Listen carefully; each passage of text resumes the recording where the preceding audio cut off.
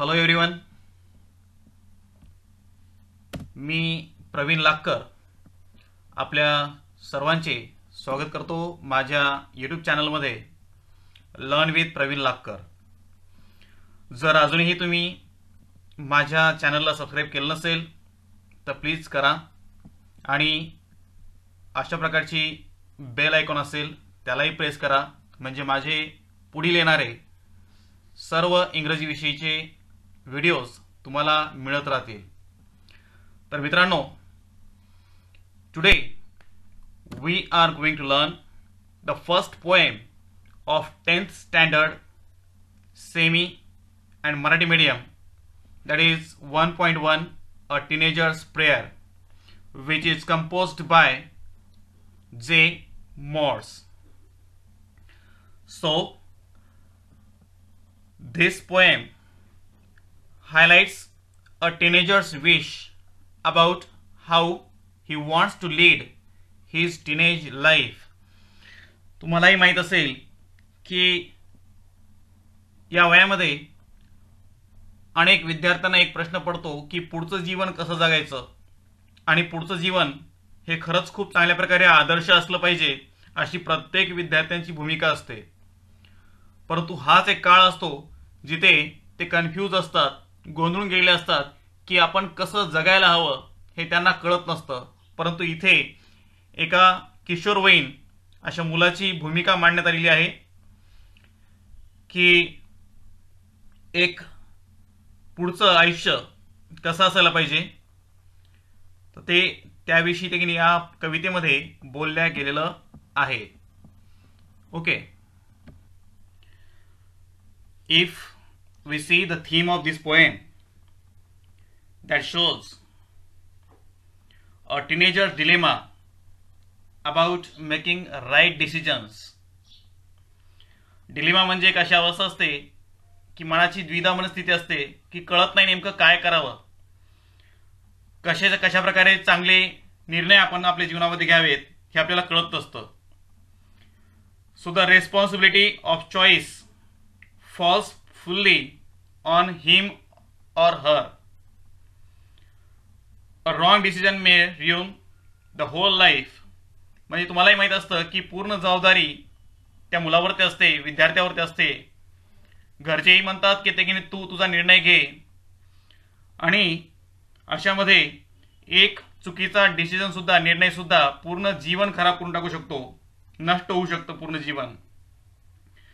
Hence the teenager in the poem recognises the need to pray for God's help and guidance.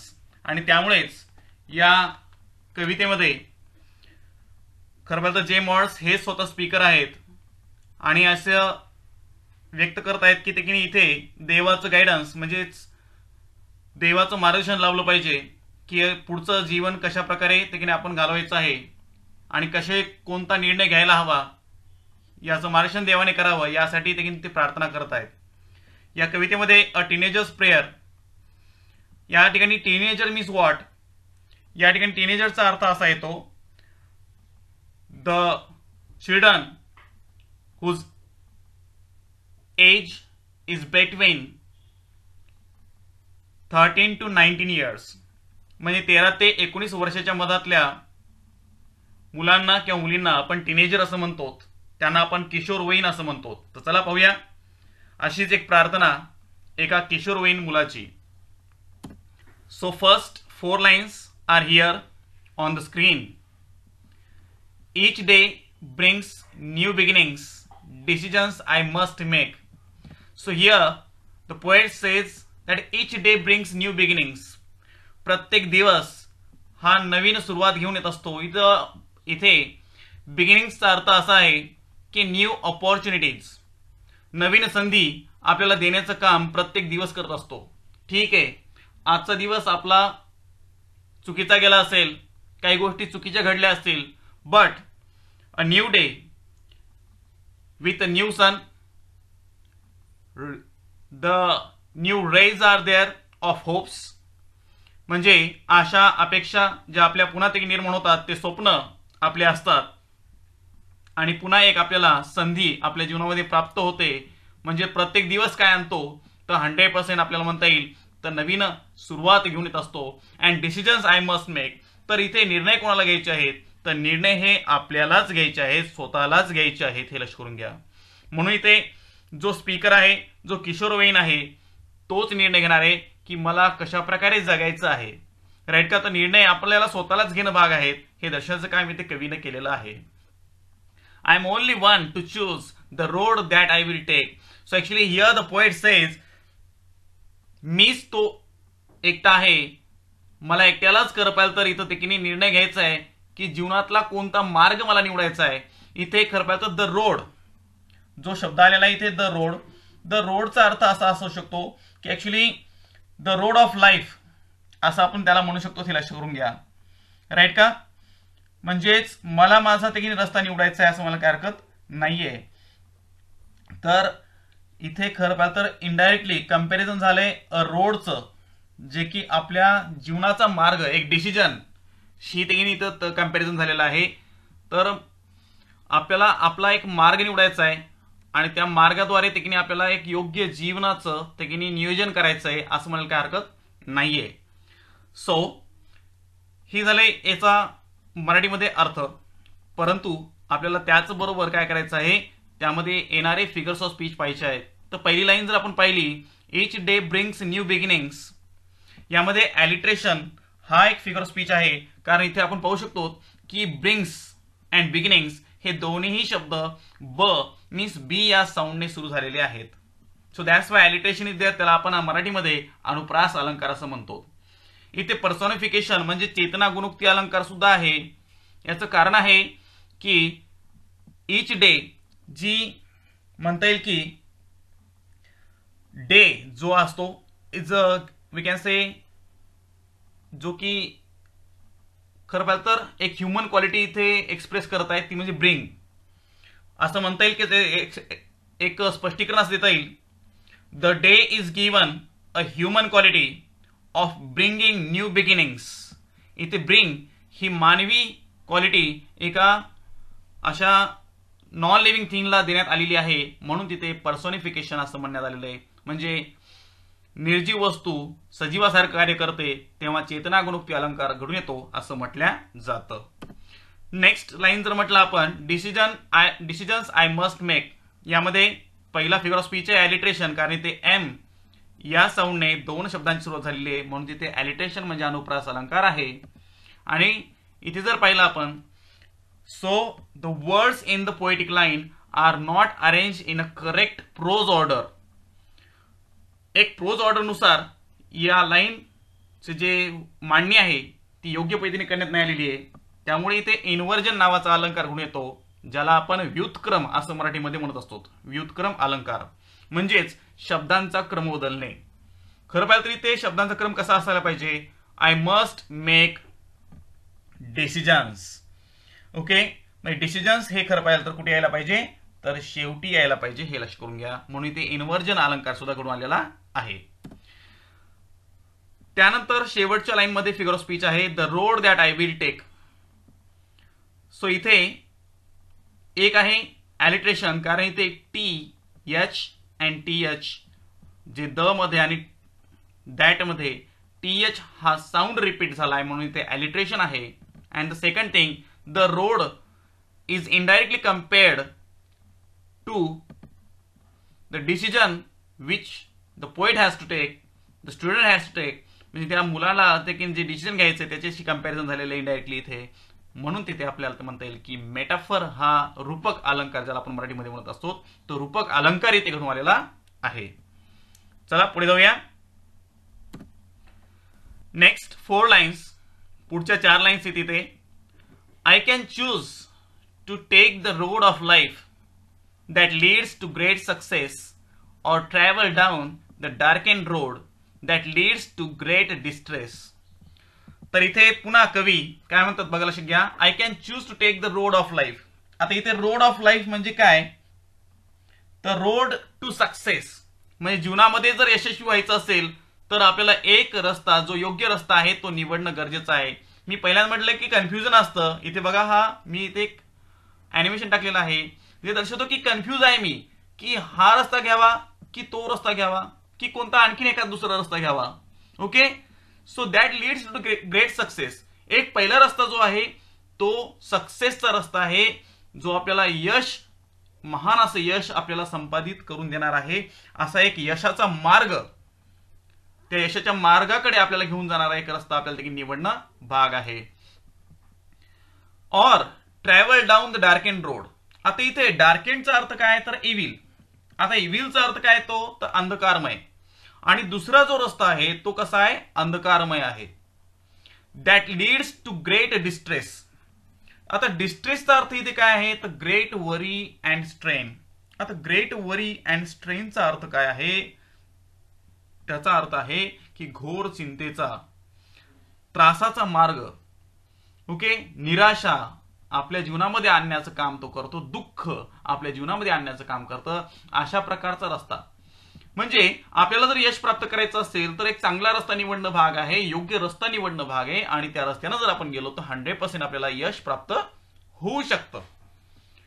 दुसरा मार्ग आपल्या लाईफमध्ये येऊ शकतो तो अंधकारमय असेल, त्यामध्ये तुम्ही विविध वाईट सवयी लावून घेताल आणि त्या वाईट सवयीद्वारे नक्कीच तुमच्या जीवनामध्ये पुढे चलून काय होणार आहे, खूप दुःख देखील तुम्हाला पाहायला मिळेल. म्हणून त्याने इथे सगळ्यात मोठं कन्फ्युजन हे आहे त्या मुलाला किंवा त्या टीनेजरला की ऍक्च्युली कोणता रस्ता निवडावा.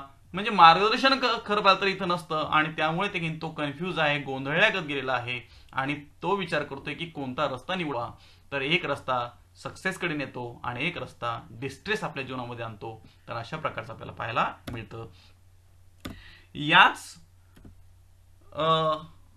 स्टांजामध्ये आपल्याला म्हणता येईल की पहिली लाईन जी आहे, I can choose to take the road of life. So the road of life is indirect compared to the road to success.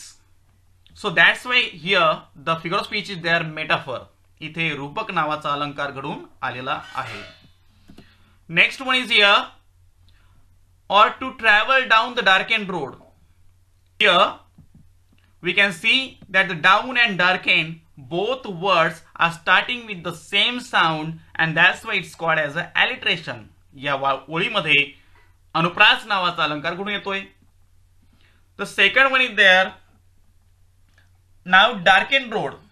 Here the path of life which leads to distress is indirectly compared to a darkened road. जो मार्ग आपल्या जीवनामध्ये निराशा आणतो, उदासी आणतो, दुःख आणतो, अशा रस्त्याची कंपॅरिझन झालेली आहे डार्क एंड रोड, जो की अंधकारमय रस्ता असतो. म्हणून इथे मेटाफर म्हणजेच रूपक घडून आलेला आहे. Yes, got it. Okay, let's see the next 4 lines.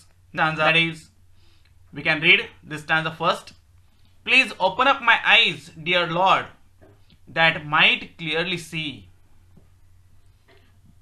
Help me stand for what is right. Bring out the best in me. So poet here prays to God. Please open up my eyes, dear Lord. इथे देखील तो देवाला म्हणत आहे, हे देवा माझे डोळे उघडे ठेव, जेणेकरून की मला योग्य निर्णय घेता येईल.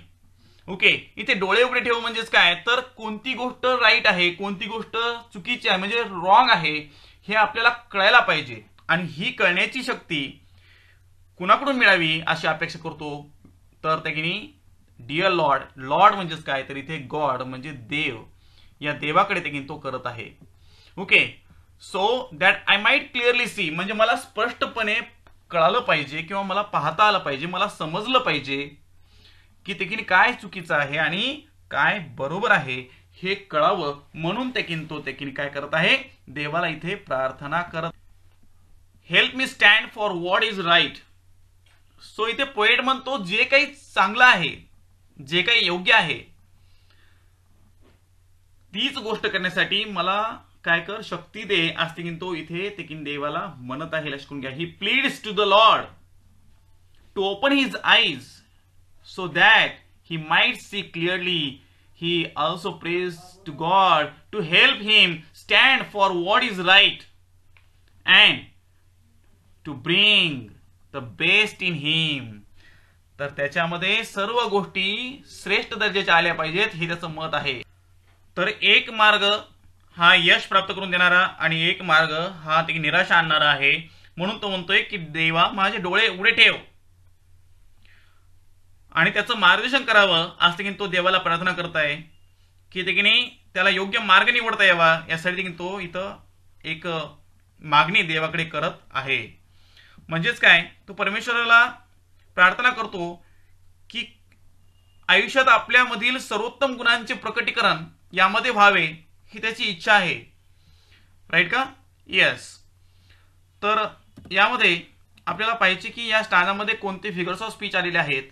तर ते आहेत please open up my eyes dear Lord. ही जी पहिली ओळ आहे इथे आहे पहिला ॲपॅस्ट्रॉफी, ज्याला आपण मराठीमध्ये परोक्ष अलंकार असं म्हणतो. आता परोक्ष अलंकार म्हणजे काय, तर अशा एका अब्स्ट्रॅक्ट आयडिया, म्हणजेच ते एखादी वस्तू असेल, व्यक्ती असेल, कोणती एखादी कल्पना असेल, त्या व्यक्तीला ते आपण बोलत आहोत जी की आपल्या समोर नाहीये. जसं की देव आहे, ज्याला आपण गॉड असं म्हणतो, घोस्ट, स्पिरिट, या सगळ्या सुपरनॅचरल थिंग्स आहेत आणि यांच्यासोबत आपण बोलत आहोत असं जर डायरेक्टली दाखवलं असेल इथे खरं पाहिलं तर कवी डायरेक्टली ॲड्रेस करत आहे देवाला. सो त्यामुळे तिथे आपल्याला ॲपॅस्ट्रॉफी नावाचा अलंकार घडून आलेला दिसून येत आहे. Okay, so we can see इथे एक्सप्लेनेशन कसं देता येईल, there is a direct address to God who is actually not present there.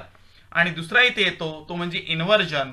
Inversion का बरं, कारण इथे जे वर्ड्स आहेत ते राईट प्रोज ऑर्डरमध्ये मांडण्यात नाही आलेले आहेत, कारण हे डिअर लॉर्ड जे आहे ते वाक्याच्या सुरुवातीला हवं आहे, म्हणून इथे व्युत्क्रम नावाचा अलंकार सुद्धा घडून आलेला आहे.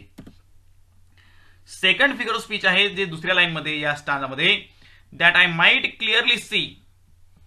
इथे सुद्धा ते आपल्याला इन्व्हर्जन हा अलंकार दिसून येतो. का, तर यामधील जे ऍडवर्ब आहे ते adverb at the end of the sentence पाहिजे होतं, म्हणजे वाक्याच्या शेवटी पाहिजे होतं. राईट का, तर ते शेवटी इथे असलं असतं तर ते राईट असलं असतं, परंतु याची मांडणी योग्य पद्धतीने नाही झालेली आहे, म्हणून तिथे इन्व्हर्जन म्हणजे व्युत्क्रम अलंकार घडून आलेला आहे. Next line is here, bring out the best in me.